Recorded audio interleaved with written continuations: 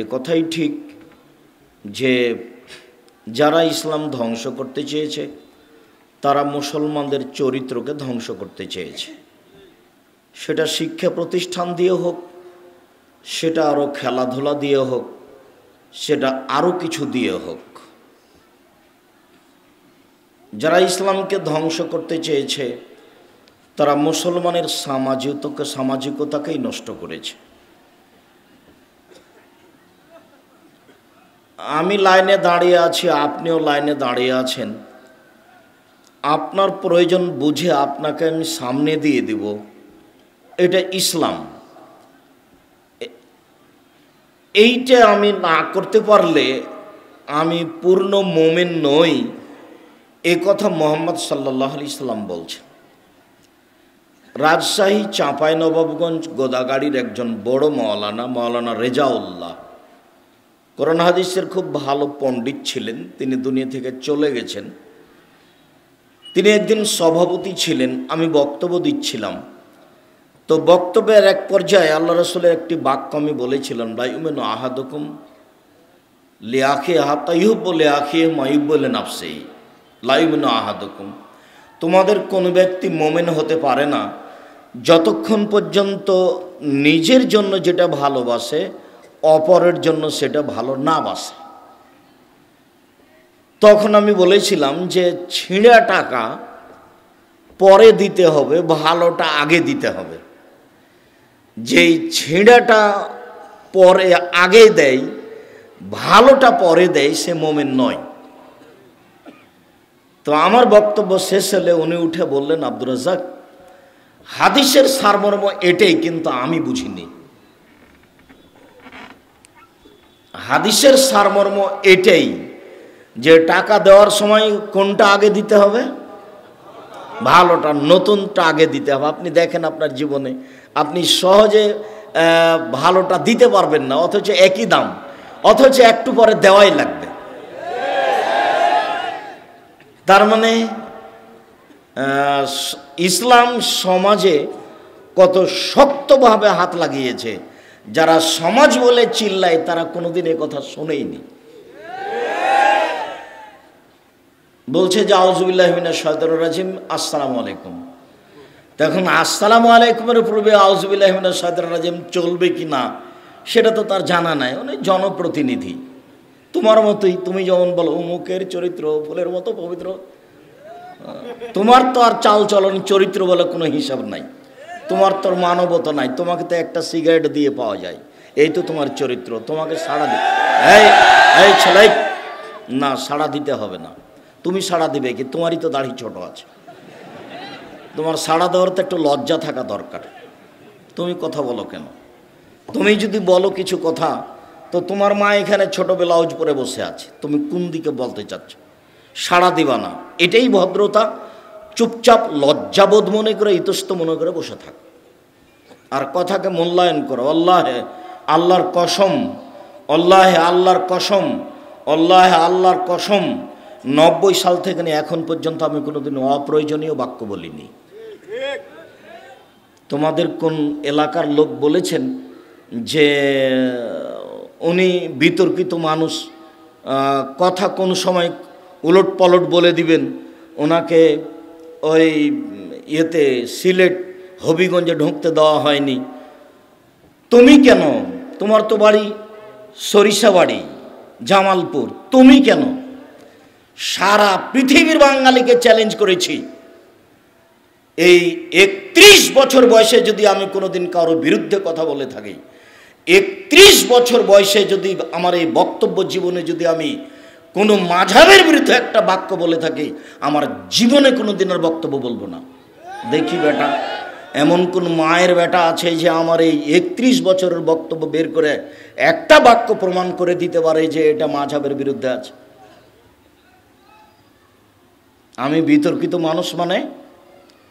তোমার হুজুরকে বলতে বলো না দেখি, তোমার হুজুর একটু সাহস করে বলুক যে জীবনে আমি কোনোদিন অপ্রয়োজনীয় বাক্য বলিনি, আমি জীবনে কোনোদিন আহলে হাদিসকে গালি দিইনি, আহলে হাদিসের নিন্দা করিনি। তোমার হুজুর একটু বলুক না।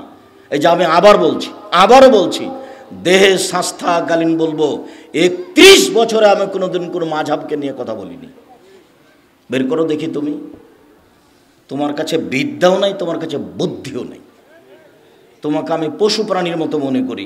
বুঝেও বুঝে না ওরা, অন্তর আছে বুঝে না, দেখেও দেখে না ওরা, চক্ষু আছে দেখে না, শোনেও শোনে না ওরা, কান আছে শোনে না। উলাইকা কালানাম, তারা পশু প্রাণীর মতো, তারা গরু ছাগলের মতো, তারা কুকুর শ্রীগালের মতো, ভালো আদাল বরং তার চেয়েও খারাপ। তোমার চরিত্র কুকুর শ্রীগালের চেয়ে খারাপ আমি বলিনি, এ কথা আল্লাহ বলেছে। তোমার তো বিবেক আছে, তুমি শুনে দেখেছো? আমার জীবনে কোনোদিন এই 31 বছরে আমি কোনো দল মাযহাবকে সামনে রেখে কথা বলিনি। আমাকে কেউ জিজ্ঞাসা করেছে যে মাযহাব মানা যাবে কি না, তখন আমি বলেছি মাযহাব মানা যাবে না। এই কথাটার আগের কথাটা শোনেন। কিয়ামতের মাঠে যদি আল্লাহ ইমাম আবু হানিফা রাহিমাহুল্লাহকে বলেন যে তুমি কি পৃথিবীর মানুষকে বলেছিলে যে আমাকে মেনে চলো, তখন তিনি কি বলবেন? তিনি যদি বলেন না না না না না আমি এ কথা বলিনি কাউকে, তাহলে তোমার কি হবে? আমি এই কথা উত্তর দিয়েছি। আল্লাহে আল্লাহর কসম, আল্লাহে আল্লাহর কসম, আল্লাহে আল্লাহর কসম, 31 বছর বয়সে আমি কোনোদিন মানুষের কাছে পথ খরচ পাতেও চাইনি। কেউ যদি প্রমাণ করে দিতে পারে আমি সেদিন থেকে বক্তব্য দেব না।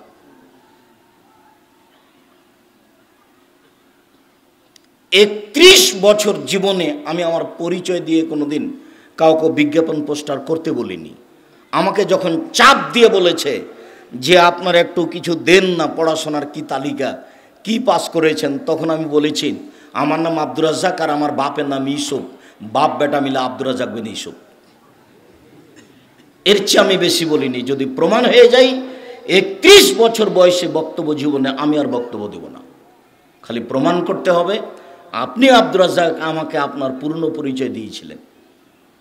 দেখি কে আছে এমন জামালপুর জেলায়।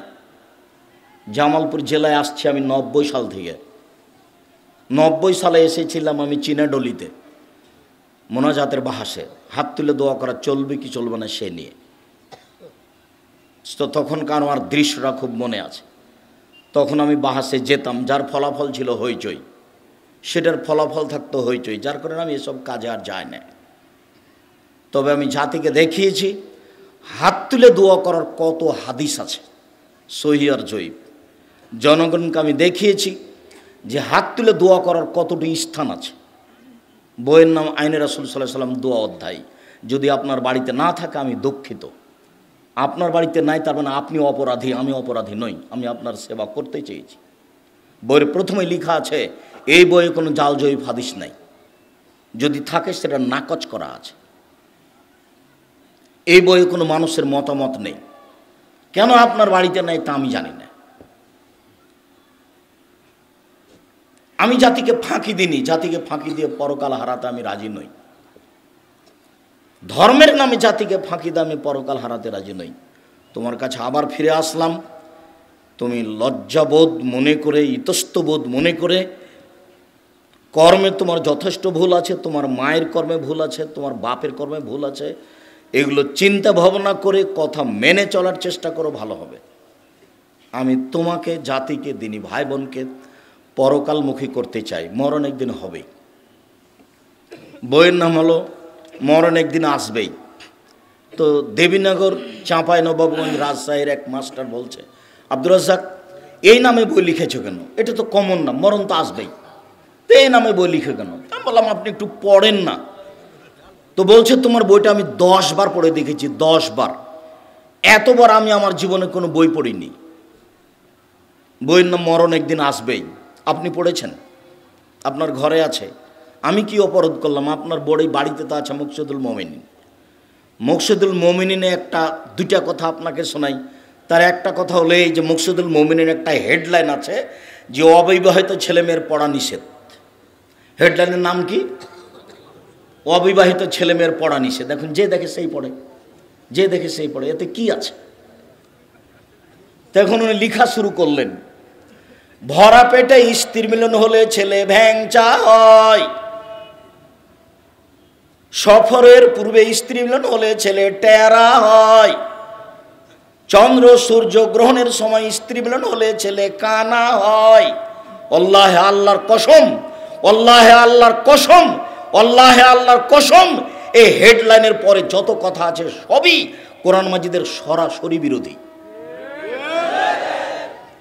কোরআন মাজিদে আল্লাহ তাআলা বলছেন, নিসা উকুম হারসুল্লাকুম ফাতু হাসরাকুম আন্না শাইতুম, তোমাদের স্ত্রী, তোমাদের জমি, তোমাদের ক্ষেত, তোমরা তোমাদের স্ত্রীর নিকটে আসো তোমাদের ইচ্ছে মতো, সকালেই কি, বিকালেই কি, দুপুরেই কি, চন্দ্রগ্রহণ লাগলেই কি আর না লাগলেই কি।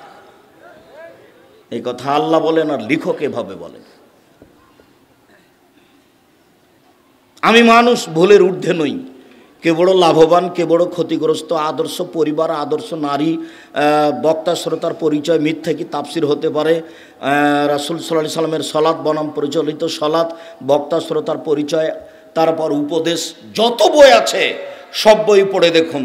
মুখে যা বলেছি, কলমে লেখাপড়া তেমন না জানলেও কলমে সেভাবে বাস্তবায়ন করার চেষ্টা করেছি, জাতিকে কলমেও ফাঁকি দিনি, জাতিকে মুখেও ফাঁকি দিনি। কলমে মুখে ফাঁকি দিয়ে পরকাল হারাতে আমি রাজি নই। অতএব উপস্থিত বৈঠকের দিনই মুসলিম ভাই বোন, আপনার নিকট আমার জরুরি অনুরোধ, দয়া করে আপনি কথা বলবেন না, দয়া করে আপনি কথা বলে কাউকে সহযোগিতা করবেন না।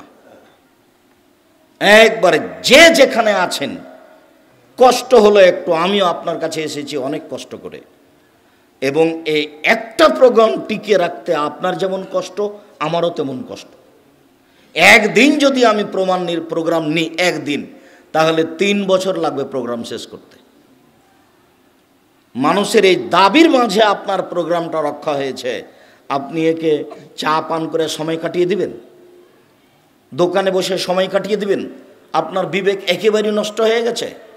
নিজেকে এমন আপনি গরু ছাগল মনে করছেন যে আজকে আপনাকে জিলাপি কিনতে হবে, আজকে এখন আপনাকে কমলা কিনতে হবে, চা খেতে হবে। আপনি একবারে পশু প্রাণী হয়ে গেলেন।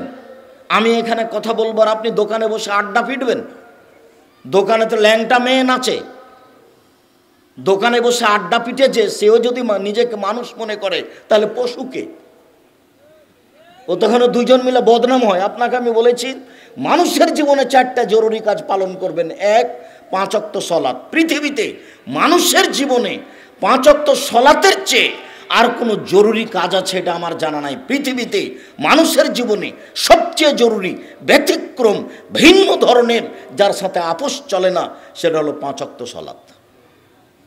এর চেয়ে জরুরি কাজ মানুষের জীবনে নেই। সেটা হাইকোর্ট হোক, জজ কোর্ট হোক, সেটা মা মরে যাওয়া হোক আর বাপ মরে যাওয়া হোক, সেটা ছেলে অ্যাক্সিডেন্ট হোক আর পা ভেঙে যাক, তাতে আসে যায় না।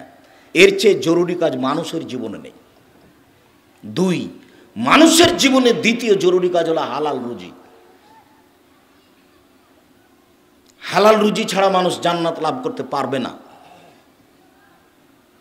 হালাল রুজি ছাড়া জান্নাত লাভের কোনো পথঘাট নেই।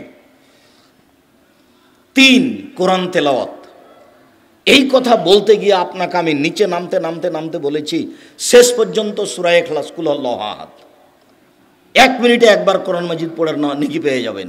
3 বার পড়লে একবার কোরআন মাজিদ পড়ার নেকি নেন না। আপনাকে একটু ঠেকে রেখেছে, ব্যাগ বোকচা ডালি বাড়িঘর ভর্তি করে নেন নেকিতে, তার তো অভাব নেই। সূরা ইখলাস 3 বার পড়লে কি হবে? একবার কোরআন মাজিদ পড়ার সময় নেকি হবে। আমি এ কথা বলিনি, এ কথা মুহাম্মদ সাল্লাল্লাহু আলাইহি ওয়াসাল্লাম বলেছে। যদি কথা ঠিক না হয় তাহলে তাকে জবাব দিতে হবে। এটাই ঠিক, তাকে জবাব দিতে হবে না। আল্লাহ বলেছেন তাই তিনি বলেছেন, এটাই চূড়ান্ত।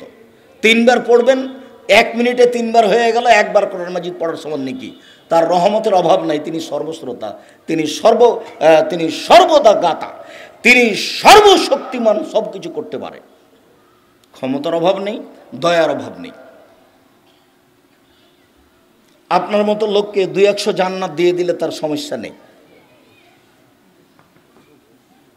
ফেরাউনকে ক্ষমা করে দিলে তার কোনো সমস্যা হবে না, তার বিচার আচার হবে না। তার নাম আজিজ। ফেরাউনকে যদি জান্নাতে দিয়ে দেয় তো কেউ বিচার করতে পারবে না, মামলা করতে পারবে না। সারা পৃথিবীর সব মানুষকে যদি জাহান্নামে দিয়ে দেন তো কেউ তার বিরুদ্ধে বিচার করতে পারবে না। তিনি সর্বশক্তিমান, সব কিছু করতে পারেন। সূরা ইখলাস 3 বার পড়বেন, নেকি দিয়ে আপনার ব্যাগ ভর্তি করে দিবেন, তার রহমতের অভাব নাই। আপনিও অলস, আপনার মন মানসিকতা খারাপ, আপনার নীতি খারাপ, আপনার অভ্যাস খারাপ, আপনার চরিত্র খারাপ, যার কারণে আপনি পড়তে পারেন না। কেন আপনি পড়তে পারেন না? কেন আপনি দোকানে বসে আড্ডা পিটবেন? যেখানে ল্যাংটা মেন আছে সেখানে আপনি বসে থাকেন কোন স্বভাবে? মাথায় টুপি আছে, খারাপ লাগে না কেন? আপনার একটা আত্মমর্যাদা থাকা দরকার। আপনার বউ কি করে বাজারে যায়, আপনার বউ কি করে ছোট ব্লাউজ পরে রাস্তাঘাটে ঘুরে, আপনার একটা আত্মমর্যাদা থাকা দরকার। আপনি আত্মমর্যাদা বুঝেন না কাকে বলে? আপনি আত্মমর্যাদা বুঝেন না কাকে বলে? 1 মিনিট দেখেন, আপনাকে আমি আত্মমর্যাদা দেখাচ্ছি। এই ছেলে,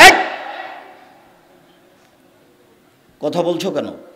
কারো গায়ে হাত দিয়ে থাকবে না, এমনভাবে বসে থাকবা পাখি যেন মনে করে তুমি পাথর। এক ছেলে চেয়ে থাকবা, তোমাকে আমি আত্মমর্যাদা দেখাচ্ছি, তোমার বাপকে দেখাচ্ছি, তোমার মাকেও দেখাচ্ছি। 1 মিনিট এক খেয়ালে চেয়ে থাকবে। আত্মমর্যাদা কাকে বলে? তোমার মা ছোট ব্লাউজ পরে এখানে এসেছে, তার মানে তোমার বাপ কাপুরুষ, তোমার বাপ ঘৃণিত পুরুষ, তোমার বাপের পুরুষত্ব নেই, যার কারণে তোমার মা এখানে এসেছে। যদি আমি এটা প্রমাণ করতে না পারি বেটা, আমি বক্তব্য দেব না। আমার নতুন কথা নয় তো, আমি এগুলো সব চিরদিন বলে আসছি 31 বছর থেকে। আত্মমর্যাদা দেখো কাকে বলে। বুখারী মুসলিমের হাদিস, আল্লাহ রাসূল স্বপ্নে জান্নাতে ঘুরছেন, ঘুরতে ঘুরতে দেখছেন একটা খুব সুন্দর ঝকঝকে টকটকে ঘর। এত সুন্দর ঘর কার? তো পাশে একজন বৃদ্ধা মহিলা পানি নিয়ে বসে আছে। এই মহিলা বলতে পারো ঘরটি কার? জি, এই ঘরটা উমারের। আল্লাহ রাসূল বলতে পারছেন না যে ঘরটা কার, তার মানে তিনি গায়েবের খবর জানেন না। উনি ঘরটা দেখে বলতে পারছেন না ঘরটা কার, তার মানে তিনি গায়েবের খবর জানেন না। তখন মহিলা বলছে ঘরটা উমারের। তখন আল্লাহ রাসূল বলছেন, উমারের আত্মমর্যাদা মনে পড়ল। ঘরের বাহির যদি এত সুন্দর হয়, ভিতরই বা কত সুন্দর। মনে স্বাদ জাগলো একটু ঘরের ভিতরটা দেখি, কিন্তু উমারের আত্মমর্যাদা হিসেব করে আমি ঢুকতে পারলাম না। বড় মানুষ, তার একটা মর্যাদা আছে, আমি ঢুকে গেলে তার মানের হানি হতে পারে। আমি তার আত্মমর্যাদাকে হিসাব করে ঢুকলাম না। ফজরের সময় উমারের সাথে দেখা। উমার, জান্নাতে ঘোরার সময় তোমার ঘরটা দেখলাম, এত সুন্দর টকটকে ঝকঝকে ঘর তোমার উমার। আমার মনে স্বাদ জাগলো একটু ভিতরে ঢুকি, কিন্তু তোমার আত্মমর্যাদা হিসাব করলাম, এত বড় মানুষের ঘরে ঢুকি কি করে, তাই আমি ঢুকলাম না উমার। তখন উমার রাদিয়াল্লাহু আনহু বলছেন, আল্লাহ রাসূল আপনি আমার মতো মানুষের আত্মমর্যাদাকে হিসাব করেন।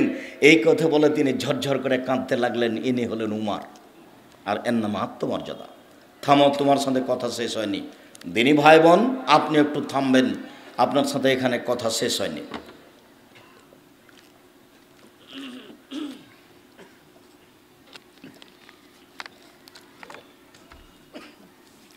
আবু বকর সিদ্দিক রাদিয়াল্লাহু তাআলা আনহার মেয়ে হচ্ছেন আসমা,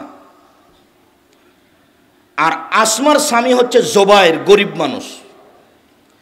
তো আল্লাহ রাসূল তার স্বামীকে একটা জমি জায়গির স্বরূপ খেতে দিয়েছিলেন। সেই জমিতে ছিল খেজুর গাছ। তো আসমা সেই জমিতে যেতেন, খেজুরের বোঝা আঁটি মাথায় করে নিয়ে আসতেন বাড়িতে। তো একদিন আল্লাহ রাসূল রাস্তায় হেঁটে চলে আসছেন, দেখছেন আসমা একটা খেজুরের আঁটি বোঝা মাথায় করে আছে। তো আল্লাহ রাসূল বললেন যে আসমা তুমি আসো, উঠে চলে আসো, উঠে এসে উঠো পিছনে।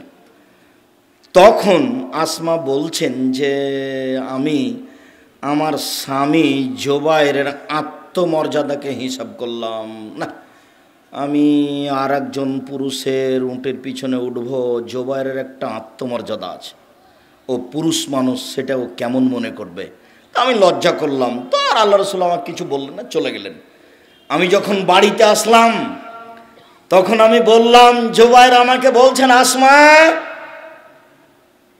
রাসূলের পিছনে উঠে গেলে আমার আত্মমর্যাদাতে যত বাধা সৃষ্টি হতো, যত আমাকে খারাপ লাগতো, তুমি খেজুরের আঁটি বোঝা মাথায় করে নিয়ে চলে আসছো, এতে আমার আত্মমর্যাদাতে বেশি লাগছে। এটাই আমার কাছে বেশি কঠিন, যে তুমি একটা বোঝা মাথায় করে নিয়ে চলে আসছো, এটা তুমি আমার বউ, এরপরও আমার আত্মমর্যাদাতে বাধে। বেটা বলো, তোমার মা এখানে ছোট ব্লাউজ পরে বসে আছে, তোমার বাপের আত্মমর্যাদায় বাধে না? বলো তুমি। তোমার বোন এখানে নগ্ন পোশাক এসে বসে আছে, শীতের দিন, ক্লাস 10-এ পড়ে, তাই তোমার বোন মাস্টার ডিগ্রি পাস করেছে, এখানে নগ্ন হয়ে এসে বসে গল্প করছে, আব্দুর রাজ্জাককে ভালোবাসে। এইসব ভালোবাসার কোনো দাম নাই। বলো বেটা, আত্মমর্যাদা কাকে বলে? কই, আমরা তো হাটে বাজারে যাই না, আমাদের বাসা থেকে হাটে বাজারে যাওয়া লাগে না, চলছে তো আমাদের, আমরা তো বেঁচে আছি। আমি কোনোদিন চায়ের স্টলেই বসিনি, 97 সাল থেকে নদাপাড়াতে আছি। চায়ের স্টলের লোকটা জানে আমাকে, কিন্তু লোকটা কোনোদিন আমাকে তো স্টলে দেখেনি। একটা আত্মমর্যাদা আছে। তোমার বাপের একটা আত্মমর্যাদা থাকতে হবে, তোমার মায়ের একটা আত্মমর্যাদা থাকতে হবে। তোমার বাপও হাজি, তোমার দাদাও হাজি, তোমার নানাও হাজি, অথচ তোমার মা ভোটে দাঁড়িয়ে বলছে অমুকের চরিত্র ফুলের মতো পবিত্র। একটা ফালতু মানুষকে বলছে আসেন ভাই চা খেয়ে যান, আসেন ভাই চা খেয়ে যান। তোমার মা বলছে এই কথা। তোমার মা নিচে নামতে নামতে একবারে কত নিচে নেমে গেছে, পায়খানার চেয়ে খারাপ হয়ে গেছে। বলে দিও তোমার মাকে আব্দুর রাজ্জাক বিন ইউসুফের কথা বলে গেছে। আমার আসে যায় না, জামালপুরে বক্তব্য দিতে হবে, এটা আমি জিম্মেদারি নিনি। যদি আমি আমার কথার সত্যায়ন না করতে পারি, আমি জাতির সামনে কথা বলবো না। এটা আজকে আমার নতুন কথা নয়। সম্মানিত দিনী ভাই বোন, আপনাকে আমি খাটো করতে আসিনি, আপনাকে আমি অনেক ভালোবাসি। সম্মানিত দিনী ভাই বোন, আপনাকে আমি খাটো করতে আসিনি, আপনাকে আমি অনেক ভালোবাসি। আমি আপনার অনেক কাছের মানুষ, আমি আপনার দিনী ভাই। এই কথা বলে আপনাকে আমি পরকালমুখী করতে চেয়েছি।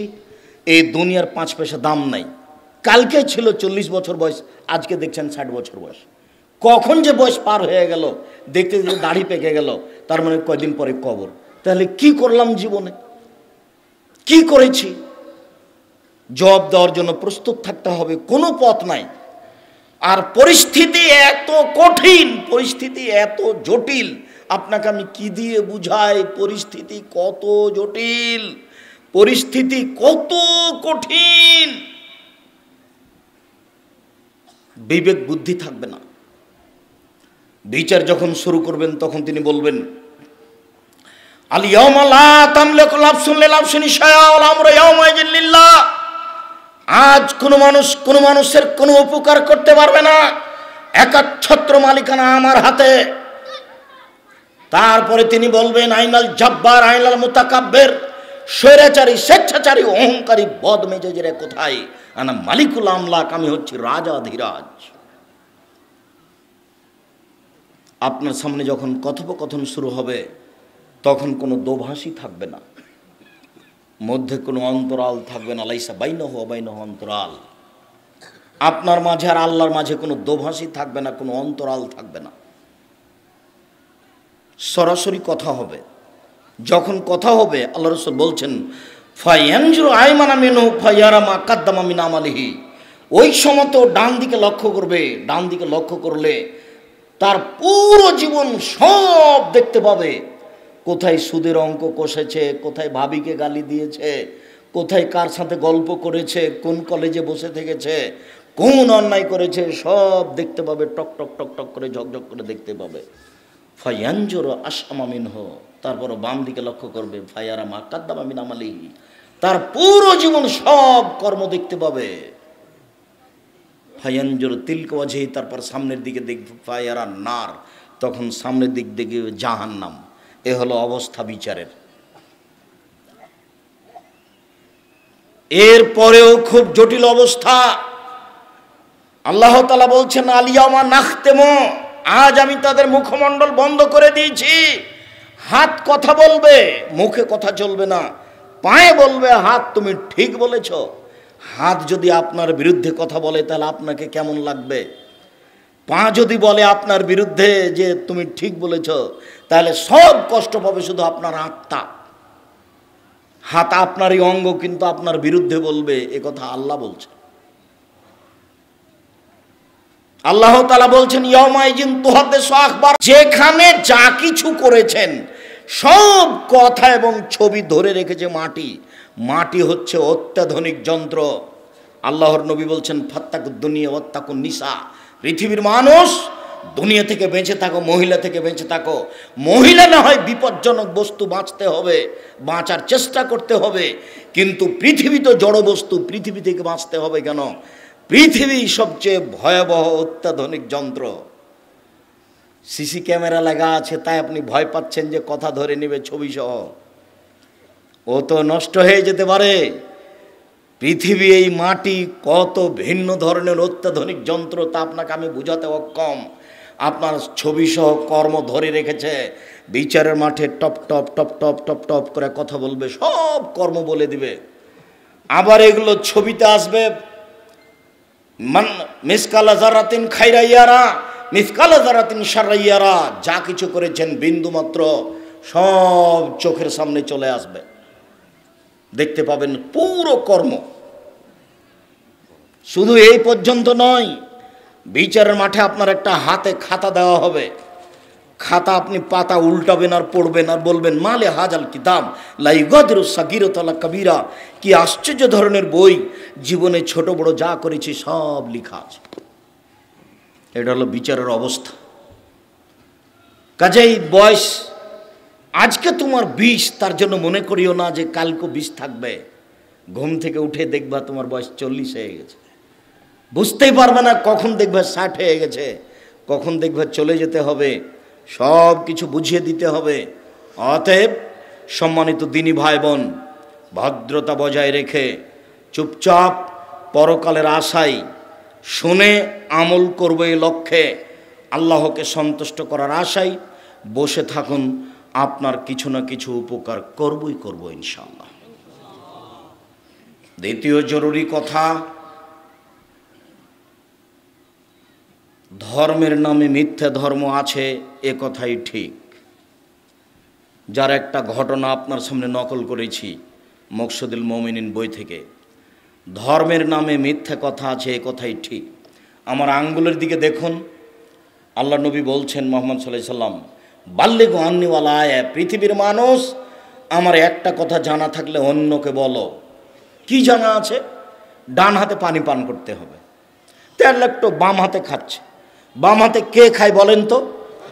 শয়তান। তো আপনি দেখার সাথে সাথে বলুন, ভাই ভাই কিছু মনে নিয়েন না, ডান হাতে খান ভাই, ডান হাতে খান। ও মন খারাপ করতে পারে, কিন্তু আপনার সুলিও হবে না, আপনার ফাঁসিও হবে না। যদি আপনি তাকে ডান হাতে খেতে বলেন, তাহলে কি ও মামলা করে সুলি দিতে পারবে? ফাঁসি দিতে পারবে? মন খারাপ করতে পারে। এতটুকু বলতে পারে, যাও তোমার ধর্ম তুমি মানো, এখানে এসে ঢং দেখাও কেন, এটা বলতে পারে। কেননা এটা বাঙালির স্বভাব। সৌদি স্বভাব হলে একটু বলতো না, চুপ থেকে যেত, মানবে না হয় মানবে না। খুচরা কথা তারা বলে না, বলা প্রয়োজন মনে করে না। খুচরা কথা বলা আমাদের স্বভাব। আর একজনের পিছনে লেগে থাকা আমাদের স্বভাব। আর একজনের পিছনে লেগে থাকা দলীয় স্বভাব। আর একজনের পিছনে লেগে থাকা দোকানপাটে বসে থাকা স্বভাব। দোকানে দুজন বসেছিল, আপনি ওরা দুজনে একজন আর একজনের বদনাম করছে, তা আপনি গিয়ে বলছেন হ্যাঁ ঠিকই বলেছিস, আসলেই খারাপ। এখন আপনি তাহাজ্জুদ পড়ে যান, জান্নাতে যান দেখি। সব তাহাজ্জুদ যদি এখানে লাগাই যায় তাহলে কি হবে? সব তাহাজ্জুদ যদি এখানেই লেগে যায় তাহলে কি হবে? ওটা তো সামাজিক ব্যাপার। আপনি তো ওখানে বলতে পাবেন না এই কথা। আপনার যাওয়াই অপরাধ, আপনি গেলেন কেন? আপনাকে তো আমি 30 বছর থেকে বলছি যায়েন না। লবণ কিনতে গেছেন, মরিচ কিনতে গেছেন, দাঁড়িয়ে থাকবেন। লবণ আর মরিচ নিয়েছেন, টাকা দেওয়া হয়ে গেছে, চলে আসবেন।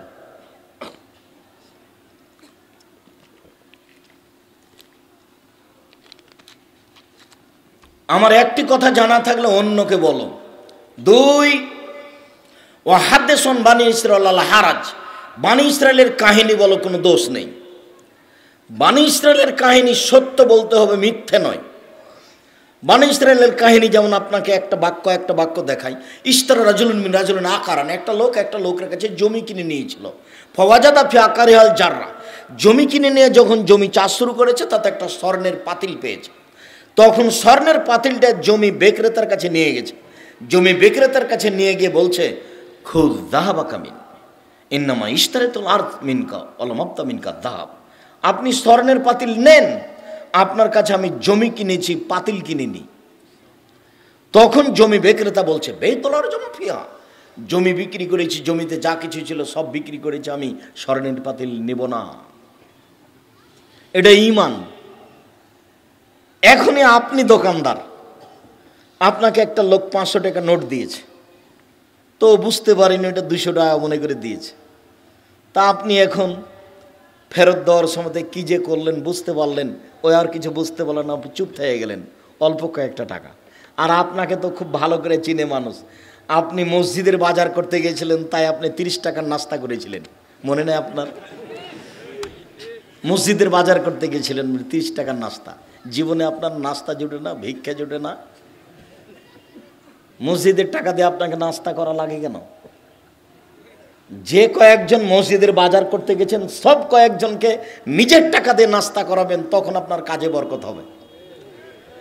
তখন আর ভিক্ষা চেয়ে মসজিদ করা লাগবে না, তখন আপনারা কয়েকজন করতে পারবেন। আপনাদের জামিয়া সালাফের আমি কোনোদিন এক সন্ধ্যা খাইনি, যদি খেয়েছি টাকা দিয়ে দিয়েছি। যান আপনাদের জামিয়া সালাফিয়াই, রূপগঞ্জ নারায়ণগঞ্জে যান, না রাজশাহীতে যান, আমার ফাইল আছে। আমি আপনাদের জামিয়া সালাফের এক সন্ধ্যা খাবো না, ইনশাল্লাহ খাবো না। আমার মনে বড় স্বাদ, এদেশের মাটিতে আমি উন্নত মানের প্রতিষ্ঠান গড়বই ইনশাল্লাহ। সেটাই জামিয়া সালাফিয়া, যেখানে ছেলে মেয়ে বাংলা, ইংরেজি, আরবি উন্নত মানের শিক্ষা অর্জন করে জাতির অন্যায়ের বিরুদ্ধে লড়বে, মুখে কলমে মিডিয়ায়। মুখে বলে যাচ্ছি, কলমে মাসিক আল ইতেসাম পত্রিকা দিচ্ছি। জাতির জামিয়া সালাফের মুখপাত্র পত্রিকা মাসিক আল ইতেসাম পত্রিকা, আপনি নেন কি না আমি জানি না, ক্ষতিগ্রস্ত হয়েন না। আমি এর জন্য কষ্ট কম করিনি, এর জন্য আমি মাসে 2-1 পয়সা ব্যয় করি না, লক্ষ লক্ষ টাকা ব্যয় করি। জাতির মনে করি সবচেয়ে উন্নত মানের পত্রিকা, 50টা প্রশ্নের উত্তর আছে মাসিক আল ইতেসাম পত্রিকা। আমি কলমে জাতির খিদমত করার চেষ্টা করছি। যদি আমার ব্যক্তিগত বইটা কিনেন তাহলে আমার উপকার হবে, আর যদি মাসিক আল ইতেসাম পত্রিকা কিনেন তাহলে আপনার জাতির উপকার হবে। মাসিক আল ইতেসাম পত্রিকায় 50টা প্রশ্নের উত্তর আছে, এটা আমার কলম। মিডিয়া অনলাইন আল ইতেসাম টিভি, আপনারা সেখান থেকে প্রশ্নের উত্তর, বক্তব্য, আরও যত মিডিয়া আছে সেগুলোতে দিনের খিদমত চেষ্টা করছি। আমি মানুষ হিসাবে জাতিকে ফাঁকি দিচ্ছি এটা মনে করি না। আমি জাতিকে সার্বিকভাবে যেভাবে সম্ভব সেইভাবে দিনী সেবা দিয়ে যাচ্ছে বলে আমার মনে বলছে। দিনী সেবার সবচেয়ে বড় মাধ্যম জামিয়া সালাফিয়া। আমার মনে বড় স্বাদ, এই স্বাদ মেটাতে গিয়ে আপনাদের জামিয়া সালাফের এক সন্ধ্যা খাবো, এটা আমি প্রয়োজন মনে করিনি। এক সন্ধ্যা খেলে আমি তার টাকা দিয়ে দিয়েছি, আমার নামে ফাইল আছে। জামিয়া সালাফিয়া আমার প্রতিষ্ঠানে আপনাদের, এর যদি কাউকে দিতে হবে না, তাকেই জবাব দিতে হবে। সম্মানিত দিনী ভাই বোন, এখানে আমি আরেকটা কথা বলেছি যে আপনাকে দোয়া করতে বলেছি, জামিয়া সালাফে আল্লাহ তুমি কবুল করো, এটা বলেছি। টাকা দেওয়ার কথা আমি বলিনি। জামালপুরের লোক টাকা দিলেও জামিয়া সালাফে গড়বে, না দিলেও গড়বে ইনশাল্লাহ। তাকে ধরে রাখার ক্ষমতা মানুষের হাতে নেই। অতএব টাকা আমি দিলেও হবে, না দিলেও হবে। কিন্তু আমার একটা কথা মনে বলে যে আপনার 10টা টাকা ছাড়া জামিয়া সালাফে গড়ে যাক, এটা আমি চাই না। কেন? পতিতালয়ের মহিলা যদি কুকুরকে পানি পান করে জান্নাত পেতে পারে, তাহলে জামিয়া সালাফে 10 টাকা দেওয়া থাকলে আমি জান্নাত পাবো ইনশাআল্লাহ। এই আশায় আপনাকে আমি জামিয়া সালাফিকে মূল্যায়ন করতে বলি। সম্মানিত দিনী ভাই বোন, অমান কাযাবা আলাইহি মুতাআম্মিদান ফালিয়াতাবা মাকাদাহু মিনান নার। কেউ যদি কোনো কথা আমার নামে বলে, সেই কথা যদি আমার না হয়, তাহলে তার থাকার জায়গা জাহান্নাম। হুজুর যত বড়ই হোক, পাগড়ি যত বড়ই হোক, লাঠি যত বড়ই হোক, পরহেজগার যত বড় হোক না কেন, ফাজাইল আমল বইয়ে লেখা আছে যে আদম আলাইহিস সালাম ভারত থেকে হজ করতে গেছেন 60,000 বার। 60,000 বার যদি হজ করতে গিয়ে থাকেন, কথা যদি সত্য হয় তাহলে ভালো, যদি সত্য না হয়, যিনি লিখেছেন, যিনি প্রচার করছেন, তার ফলাফল জাহান্নাম। এ কথা আমি বলিনি, এ কথা মুহাম্মদ সাল্লাল্লাহু আলাইহি ওয়াসাল্লাম বলেছেন। আমার কিছু করার নেই, আমি অনুবাদক মাত্র। আম গাছে জাম ধরতে পারে, ধরে না। অমাবস্যার রাতে চাঁদ উঠতে পারে, উঠে না। সুঁয়ের ছিদ্রতে লাঙ্গলের ফাল ঢুকতে পারে, ঢোকে না। সুঁয়ের ছিদ্রতে লাঙ্গলের ফাল ঢুকে যেতে পারে, আম গাছে জাম ধরে যেতে পারে, অমাবস্যার রাতে চাঁদ উঠে যেতে পারে, এগুলো ঘটে যেতে পারে।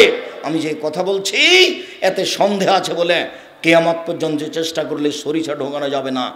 যা বলছি তাই থাকবে, তার নাম বুখারী মুসলিম। শুনুন, তিনি বলেছেন, পৃথিবীর মানুষ, আমার একটা কথা জানা থাকলে অন্যকে বলো। 2, বানি ইসরায়েলের কাহিনী বলো।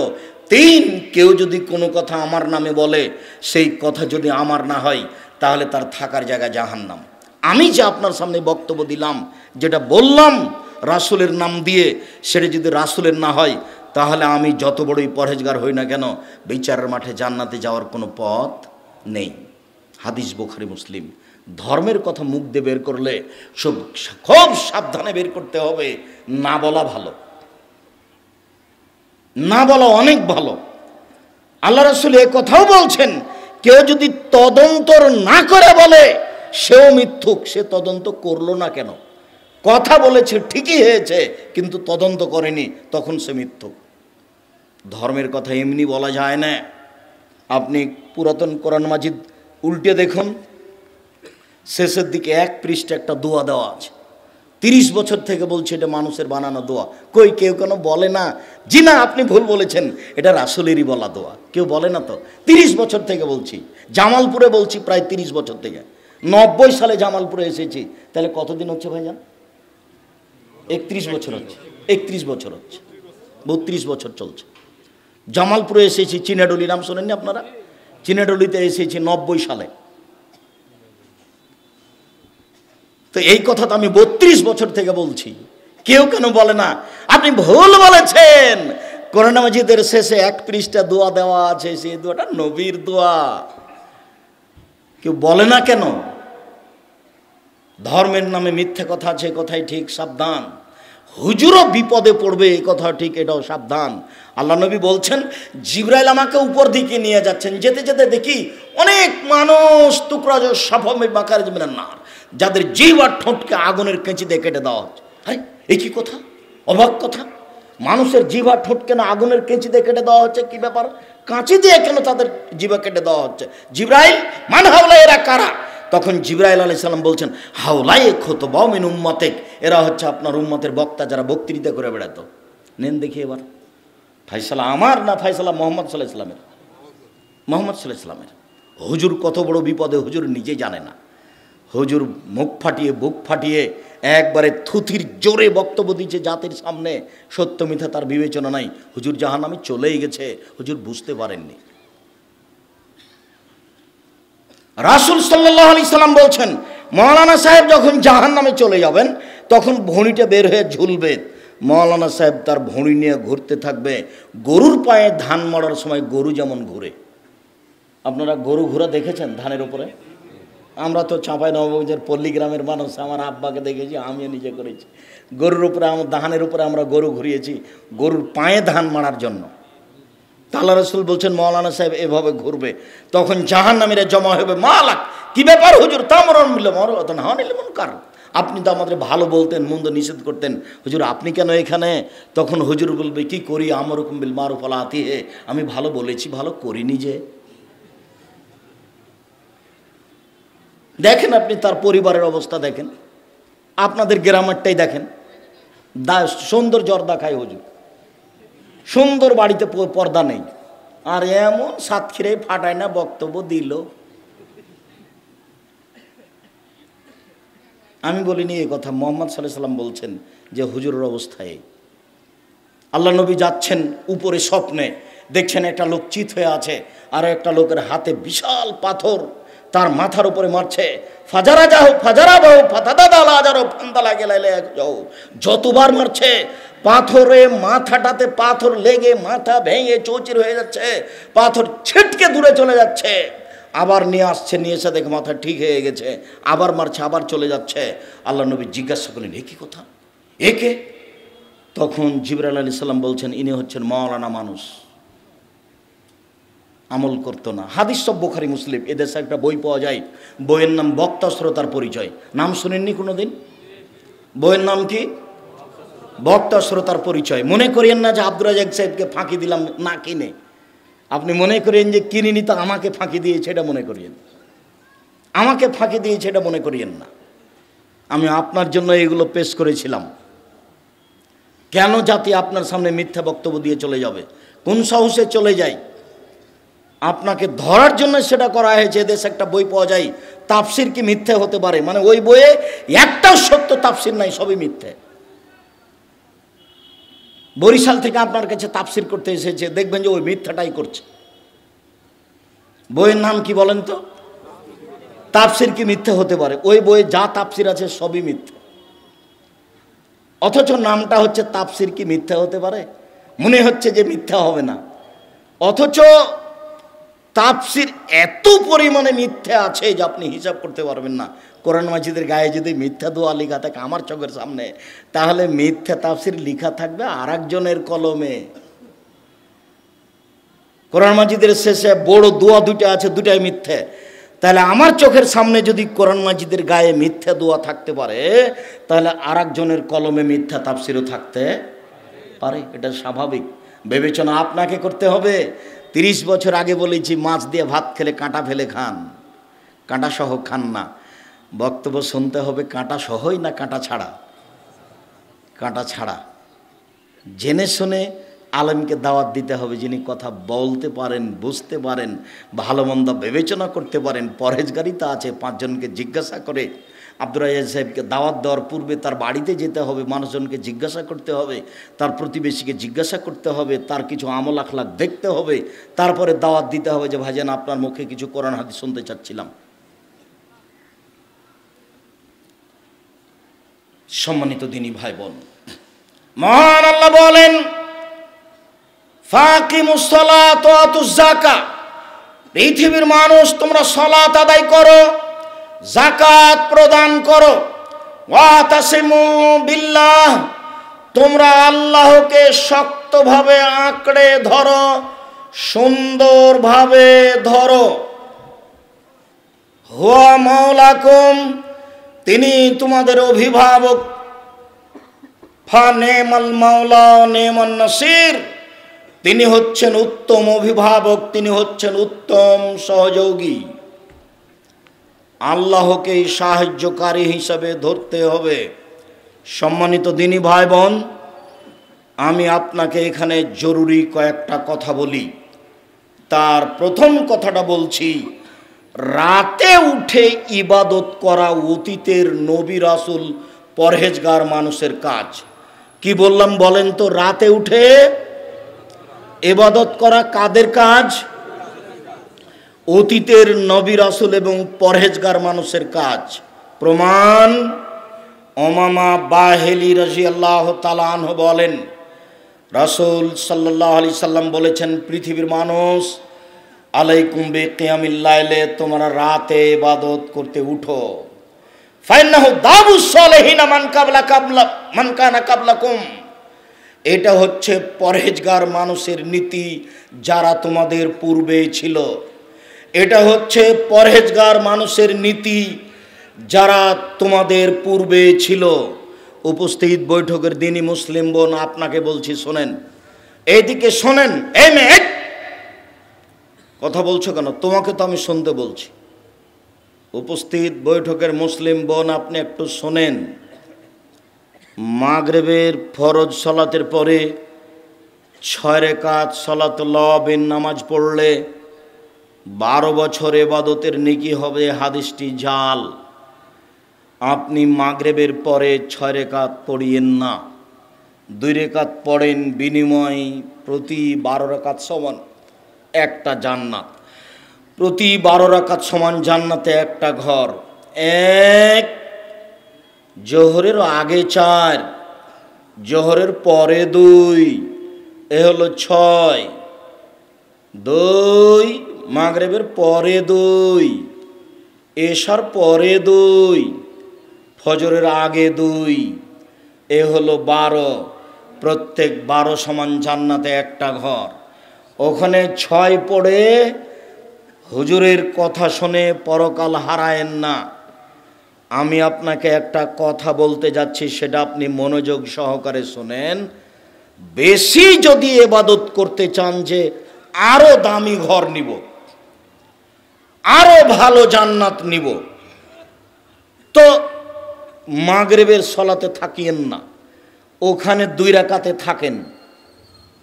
মাগরিবের পরে 2, এশার পরে 2, ফজরের আগে 2, জোহরের আগে 4, জোহরের পরে 2। 12 সমান জান্নাতে কি? জান্নাতে একটা ঘর। এ দিয়ে আমার হচ্ছে না, আমি আরো দামি জান্নাত নিব।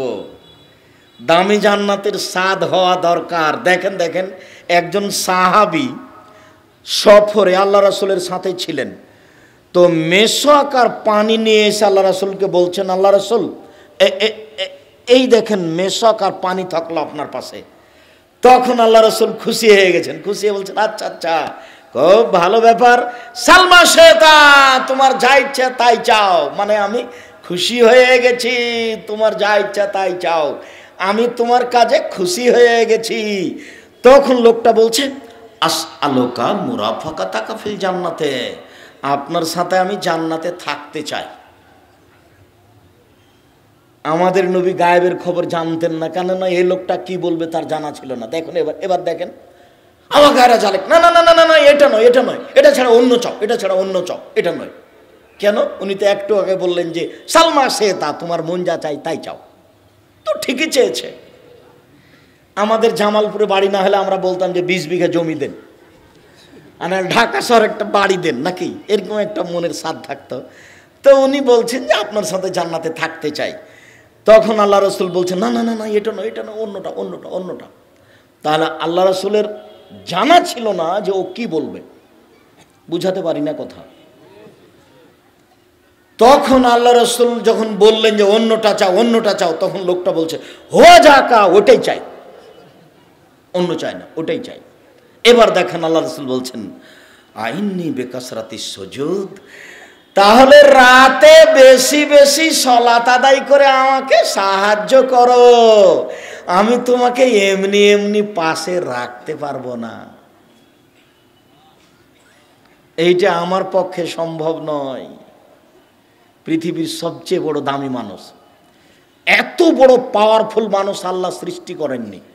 জান্নাতের গেটে লেখা আছে সর্বপ্রথমে যিনি জান্নাতে ঢুকবেন তিনি হলেন মুহাম্মদ সাল্লাল্লাহু আলাইহি সাল্লাম। যেদিন বিচারের মাঠে কেউ কথা বলতে পারবে না, এমনকি ইব্রাহিম আলাইহিস সালাম এত দামি মানুষ, ইব্রাহিম আলাইহিস সালাম এত দামি মানুষ, জিবরাইল আলাইহিস সালাম বলছেন আমাদের নবীকে, মুহাম্মদ হুয়া ইব্রাহিম হুয়া আবুকা ফাসাল্লাম আলাইহি, মুহাম্মদ এই যে সপ্তম আকাশে ইনি আপনার বাপ, ইনি ইব্রাহিম, আপনি তাকে সালাম দেন। তখন আমাদের নবী একটু আগে গিয়ে বলছেন, আসসালামু আলাইকুম আবি, আব্বা আপনাকে সালাম। তখন ইব্রাহিম আলাইহিস সালাম বলছেন, ওয়া আলাইকাস সালাম ইবনি সালেহ নবী সালেহ, ও আমার সৎ ছেলে, তোমাকেও সালাম। তাহলে ইব্রাহিম আলাইহিস সালামকে উনি বলছেন আব্বা, আর ইব্রাহিম আলাইহিস সালাম বলছেন তুমি আমার ছেলে, তোমাকেও সালাম। তাহলে দেখেন তো এখানে ইব্রাহিম আলাইহিস সালামের কত সম্মান। আবার আল্লাহ বলছেন ইব্রাহিম হচ্ছে আমার খালিল বন্ধু। এরপরেও ইব্রাহিম আলাইহিস সালাম বিচারের মাঠে আমাদের সামনে বলবেন, কাদ গাযিবা আলাই রাব্বি মা গাযিবা মিন ক্বাবলা লাবা, আমার প্রতিপালক আমার উপরে রাগ করেছেন, এইরকম রাগ পূর্বে কোনোদিন করেননি, ভবিষ্যতেও কোনোদিন করবেন না। নাফসি নাফসি, আমার যে কি হয় তা আমি নিজেই বুঝি না, আমি তোমাদের কোনো উপকার করতে পারবো না। নাফসি নাফসি, আমার যে কি হয় তা আমি নিজেই বুঝি না, আমি তোমাদের কোনো উপকার করতে পারবো না। প্রতিপালক আমার উপরে আজকে এমন রাগ করেছেন, পূর্বে কোনোদিন এত রাগ করেননি, ভবিষ্যতেও কোনোদিন এরকম রাগ করবেন না। এটা হলো ইব্রাহিম আলাইহিস সালামের অবস্থা। এবার মুহাম্মদ সাল্লাল্লাহু আলাইহি সাল্লামের কাছে, মুহাম্মদ সাল্লাল্লাহু আলাইহি সাল্লাম সিজদায় পড়ে গেলেন। কিছু কথা বলতে হবে, এই জন্য আমরা উপস্থিত হয়েছি। সারা পৃথিবীর মানুষ সেখানে উপস্থিত হব, আমাদের ব্যাপারে কিছু বলবেন, তাই তিনি সিজদায় পড়ে গেলেন। তখন আল্লাহ বলছেন, এই ফরাসা সাল মা শেতা ওসফে তুষাফা তুতা সালমা শেতা, মাথা উঠান, যা চাইবেন তাই দিয়ে দিব, সুপারিশ করেন মেনে নিব, মাথা উঠান, যা চাইবেন তাই দিয়ে দিব। সালমা শেতা, যা চাইবেন তাই দিয়ে দিব, মাথা উঠান, যা চাইবেন তাই দিয়ে দেবো, যা সুপারিশ করবেন সেটাই মেনে নেব। বিচারের মাঠে ইনি মুহাম্মদ সাল্লাল্লাহু আলাইহি সাল্লাম।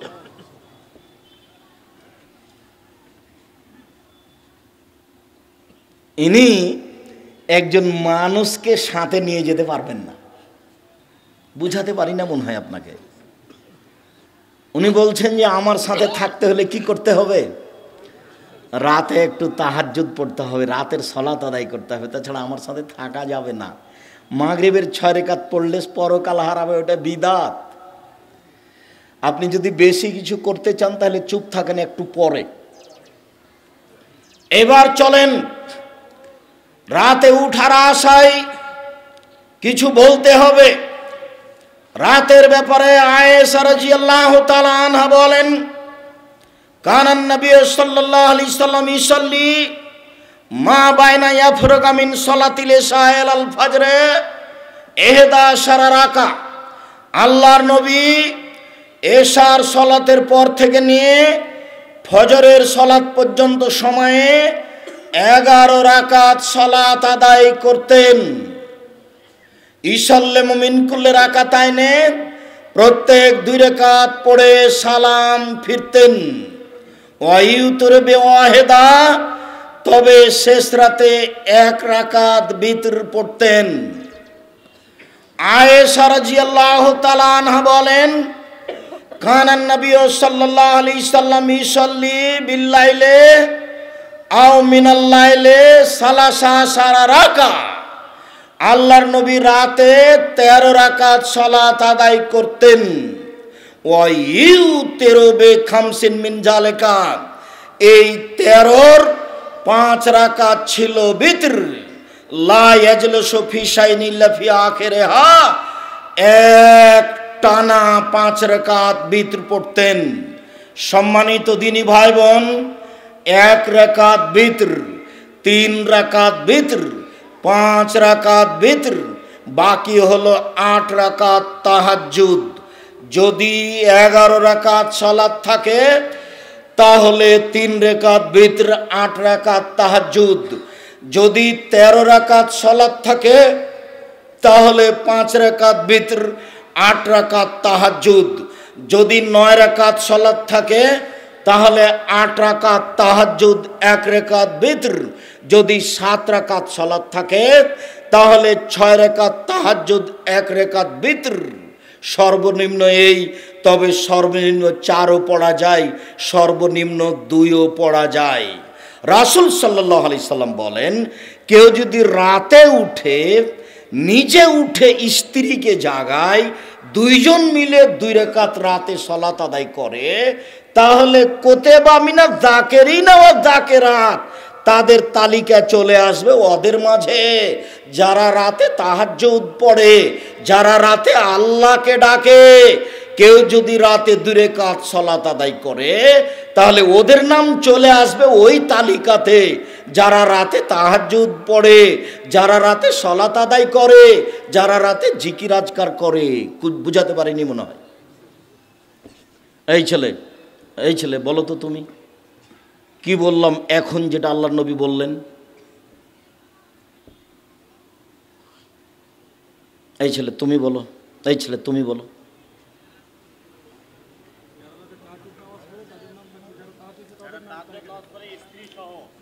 দুই রাকাত অন্তত, 2 রাকাত তাদের সাথে নাম চলে যাবে। ঠিক আছে, জাযাকুমুল্লাহ। কত মানুষ, আল্লাহ বলছেন ও আখিরুনিল আযকানি ইয়াবকুনা ইয়াদুম খুশুয়া, পৃথিবীতে হাজারো মানুষ রাতে কেঁদে লুটিয়ে পড়ে, তাদের কান্নার শব্দ তাদের ভয় ভীতিকে আরো বেশি করে দেয়। হাজারো লাখো কোটি মানুষ রাতে কেঁদে মাটিতে লুটিয়ে পড়ে, কিন্তু আমি তো রাত 2টায় ঘুমিয়েছি। আমার হাতে তো মোবাইল আছে। এই ছেলে শোনো, একদিন চাঁপাইনবাবগঞ্জে বক্তব্য দিচ্ছিলাম, দিতে দিতে বলেছিলাম যে ডুলি বিবি শব্দটাতে আজকে পেশাব করে দাও। ডুলি বিবি চাঁপাইনবাবগঞ্জে বলে বরের সাথে অনেকগুলি মেয়ে যায় বিবাহতে, তাকে চাঁপাইনবাবগঞ্জের ভাষাতে ডুলি বিবি বলে। তার মানে অনেকগুলি মহিলা যায় বিবাহতে বরের সাথে, পুরুষরাও যায় মহিলারাও যায়, আর বড় মেয়েগুলি তাও ওই গীতে অংশগ্রহণ করে। চাঁপাইনবাবগঞ্জ জেলাতে বিবাহের শুরু থেকে শেষ পর্যন্ত একটা কাজও জায়েজ নয়, সবই হারাম। জানি না জামালপুরে কোনটা হালাল আর কোনটা হারাম, জামালপুরের ঘটনা আমার জানা নাই। তবে গাইবান্ধার একটা ঘটনা নকল করি। গাইবান্ধা, রংপুর, লালমনিরহাট, নীলফামারী, কুড়িগ্রাম, পঞ্চগড়, ঠাকুরগাঁ, দিনাজপুর, জয়পুরহাট, বগুড়া এসব ডিস্ট্রিক্টের একটা কথা নকল করি। যেখানে মেয়ে মানুষটা আছে, মহিলাটা কনেটা, সেখানেও বিবাহ পড়াতে যায়। তো হুজুর আরও কে যায়, গিয়ে বলে অমুক নিবাসী অমুক এত টাকা নগদ, এত টাকা বাকিতে তোমাকে বিবাহ করতে এসেছে, তুমি তাকে স্বামী সত্ত্বে কবুল করো। তখনও বলে কবুল করলাম, আবার বলে 3 বার। তারপরে লোকগুলি আসে, বর যেখানে বসে আছে আর লোক যেখানে বসে আছে ওখানে এসে দাঁড়ায়। তখন বসে থাকা লোকগুলি বলে আপনারা কে? তখন ওরা বলে আমরা এই বিবাহের উকিল। বসে থাকা লোকগুলি বলে মেয়ে কি কবুল করেছে? তখন দাঁড়িয়ে থাকা লোকগুলি বলে হ্যাঁ করেছে। তখন বসে থাকা লোকগুলি বলে আপনারা কি শুনেছেন? তখন বলে হ্যাঁ শুনেছি। তখন বলে আপনারা বসেন। মনে হচ্ছে পাগলামি কারবার, হিন্দুদের বিবাহ লেগেছে, কলার গাছের চতুর্দিকে ঘুরে ধর্ম পাগল হয়ে গেছে। গাইবান্ধা জেলাতে ধর্ম পাগল হয়ে গেছে, জামালপুরে কি হয়েছে তা আমার জানি না। চট্টগ্রামের নীতি হলো বিবাহতে উকিল বাপ লাগে। তো সেই উকিল বাপ না, এখানে ওরকম নেই। যদি উকিল বাপ থাকে তাহলে শুধু বিবাহ বৈঠকে শেষ। চট্টগ্রামে উকিল বাপই সেদিন থেকে বাপ হয়ে গেছে। উকিল বাপই এখন মেয়ের বাড়িতে যাবে, ওই মেয়ের বাড়িতে যাবে, ওই মেয়ে এখন উকিল বাপের বাড়িতে আসবে। সেদিন থেকে ও বাপ। অবাক, উকিল বাপই হারাম, উকিল বাপই হারাম। উকিল বাপ যদি সেখানে তৈরি করা হয় তাহলে শরীয়তের ন্যাক্কারজনক নোংরা জঘন্য কাজের মধ্যে এটা একটা কাজ। জামালপুর জেলা থেকে বা গাইবান্ধা জেলা থেকে আমাকে বলেছিল আব্দুর রাজাক সাহেব অত শক্ত করে বলেছেন কেন? কি বলেছি? আপনি বলেছেন কাজী সাহেবের খাতার পাতা দিয়ে টয়লেট পেপার হিসেবে ব্যবহার করতে হবে। কেন? 4 জন সাক্ষীর কথা লেখা আছে সেই জন্য। আমি বলেছি ঠিক বলেছি। জেনা প্রমাণ করতে 4 জন সাক্ষী লাগে পৃথিবীতে। কি প্রমাণ করতে 4 জন সাক্ষী লাগে? জেনা। তো এটা বিবাহের বৈঠক নিয়ে এসেছি না জেনার বৈঠক নিয়ে এসেছি? বিবাহের। তো ওখানে আল্লাহ রসুল বলেছেন 2 জন সাক্ষী। এই খাতা তুলে দিতে হবে কাজী সাহেব, নইলে আপনি কেটে রাখেন। মেয়ের পক্ষ থেকে 2 জন, ছেলের পক্ষ থেকে 2 জন, দ্বন্দ্ব সেখানে লাগিয়ে দিয়েছি। এটা মিথ্যে কথা। একটা বিবাহ বৈধ হইতে মাত্র 2 জন সাক্ষী লাগে, ছেলের পক্ষ থেকে আর মেয়ের পক্ষ থেকে যাই হোক না কেন, এক বাপ লাগবে আর 2 জন সাক্ষী লাগবে। তো ওখানে 4 জন সাক্ষীর জায়গা কেন? আপনি জোর করে রাগ করলে হবে? আমি আব্দুর রাজ্জাক বিন ইউসুফ, আমি ভুলের ঊর্ধ্বে, আমি মানুষ, তবে কথা ফেরত নেওয়া কঠিন আছে। আমাকে এই কথা ফেরত নেওয়া হবে না। আপনি পরিবর্তন তওবা করেন, সরকারকে বলে খাতা পরিবর্তন করেন। কয়জন সাক্ষীর জায়গা লাগবে? 2 জন। কে বলেছেন? মুহাম্মদ সাল্লাল্লাহু আলাইহি সাল্লাম বলেছেন। তিনি বলেছেন লা নিকাহা ইল্লা বিশাহিদাইনে, 2 জন সাক্ষী ছাড়া বিবাহ চলে না। সম্মানিত দ্বীনি ভাই বোন, বলছিলাম 8 রাকাত তাহাজ্জুদ কমতে 2 রাকাতে নিয়ে আসা হয়েছে। অন্তত কেউ যদি রাতে 2 রাকাত সালাত আদায় করে তাহলে পৃথিবীর ভালো মানুষ যারা ওদের নাম যে খাতাতে আছে এদেরও নাম সেই খাতাতে হবে, এ কথা আমি বলিনি। এ কথা কে বলেছেন? মুহাম্মদ সাল্লাল্লাহু আলাইহি সাল্লাম বলেছেন। মনে রাখার জন্য অনুরোধ জানাচ্ছি। এক খেলে চেয়ে থাকবেন, আপনার ক্লান্তির আগে আমি কথা শেষ করব ইনশাআল্লাহ। রাতে যদি উঠতে চান তাহলে একটা কথা মনে রাখবেন, আজ থেকে এশার সালাতের পরে বেশি কথা হবে না, ঊর্ধ্বে 10টা, রাত 10টার মধ্যে ঘুমিয়ে যেতে হবে। এই ছেলে, তোমার সাথে কথা একটা জেগেছিল, সেই কথাটাই ভুলে গেছি। আজ থেকে তুমি যে ছবিওয়ালা মোবাইল আছে না, তোমার কি মোবাইলের নাম ওটার নাম কি?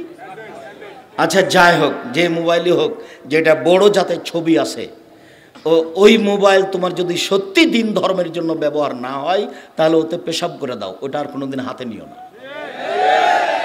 ওটা তোমাকে ধ্বংস করেছে, তোমার বংশকে ধ্বংস করেছে, তোমার জাতিকে ধ্বংস করেছে, তোমার বিদ্যা ধ্বংস করেছে, তোমাকে কবর দিয়েছে। এটা তুমি ব্যবহার করিও না। তুমি একবারে উঠার সময়তে এইভাবে উঠবে, আস্তাগফিরুল্লাহ ওয়া আতুবু ইলাইহি, তোমার কাছে ক্ষমা ভিক্ষে চাই, তোমার কাছে ফিরে যেতে চাই, বাকি জীবন কোনোদিন আর এই মোবাইলের গায়ে হাত দেব না। আর তোমাকে আর একটা বলেছি, আজ থেকে তুমি ওই মেয়ের সাথে আর কোনোদিন কথা বলিও না, জান্নাত হবে ইনশাআল্লাহ। এটা আমি বলিনি, এ কথা আল্লাহ বলেছেন। আল্লাহ বলছেন, ওয়ানাহা নাফসা আনিল হাওয়া ফাইনাল জান্নাতা হিয়াল মাওয়া। পৃথিবীর কোন মানুষ যদি তার প্রবৃত্তিকে ঠেকাতে পারে, আজ থেকে যদি আর অন্যায় না করে, আমি আল্লাহ তাকে জান্নাতুল মাওয়া দিয়ে দিলাম। এটা তার ওয়াদা, এটা তার ওয়াদা, তিনি ওয়াদা পূরণ করবেন। তুমি এই নাম্বার আর কোনোদিন ব্যবহার করিও না। ইহুদি খ্রিস্টান আব্দুর রহমানের বক্তব্য এক জায়গাতে বুঝতে পারেনি, সাদা চামড়ার মানুষ যারা, সাদা চামড়ার মানুষ হচ্ছে ইহুদি খ্রিস্টান। সাদা চামড়ার মানুষের একটা কথা, শয়তানের যেমন কথা, যখন আল্লাহ বললেন শয়তানকে, এই সর এখান থেকে, তুই আমার রহমত থেকে সরে যা, তখন শয়তান বলছে,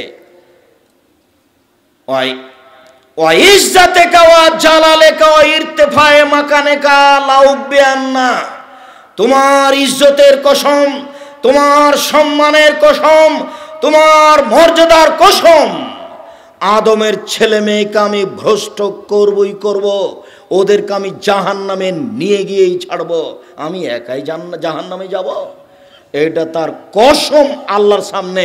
তখন আল্লাহ বলছেন, ইজ্জতি ওয়া ইরতিফায়ে মাকানি ওয়া জালালি, শয়তান শুনে রেখো, আমার মর্যাদার কসম, আমার সম্মানের কসম, আমার ইজ্জতের কসম, যতবার আদম সন্তান ক্ষমা চাইবে ততবার ক্ষমা করে দিব,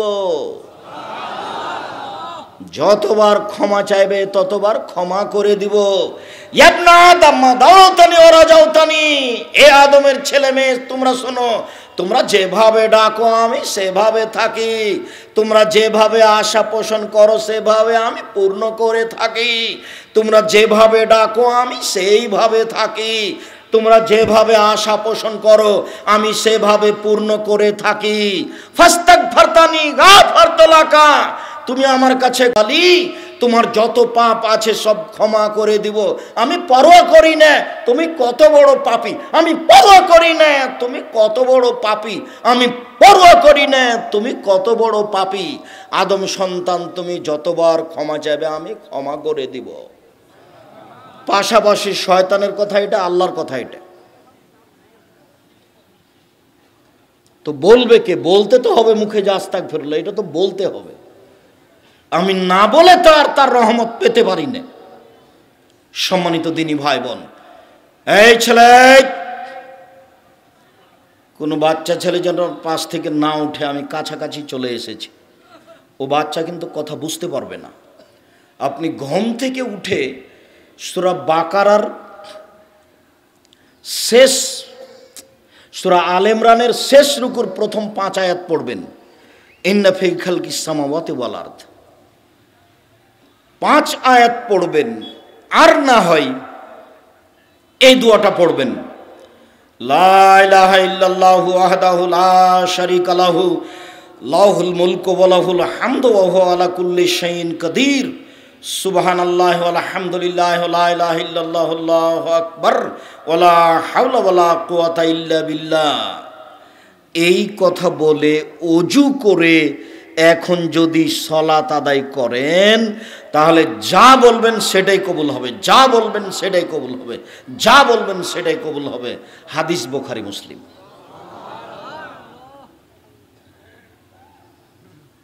তবে এর চেয়ে বড় দোয়া আছে, বলা না বলা আপনার ব্যাপার।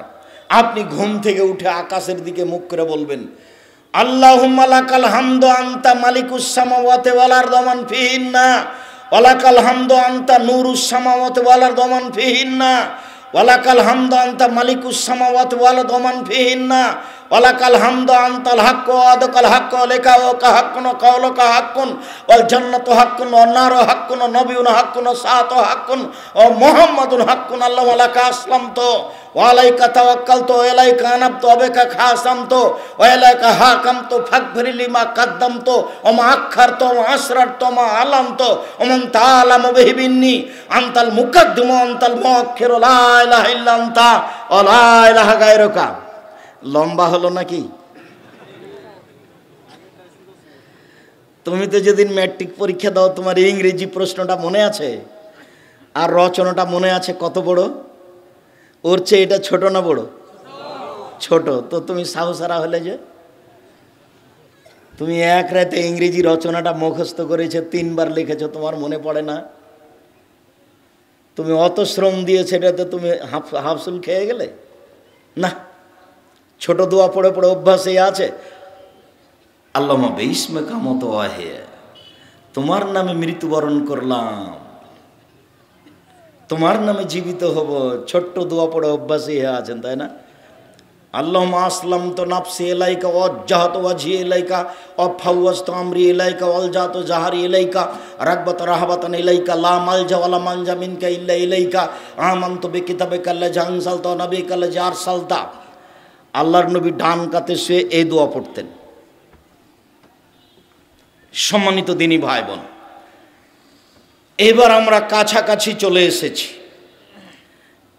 এই তো দোয়া, যদি কিছুই না পারেন তো যাক, আপনি ঘুম থেকে উঠলেন, সুন্দর করে ওযু করলেন, 2 রাকাত সালাত আদায় করবেন।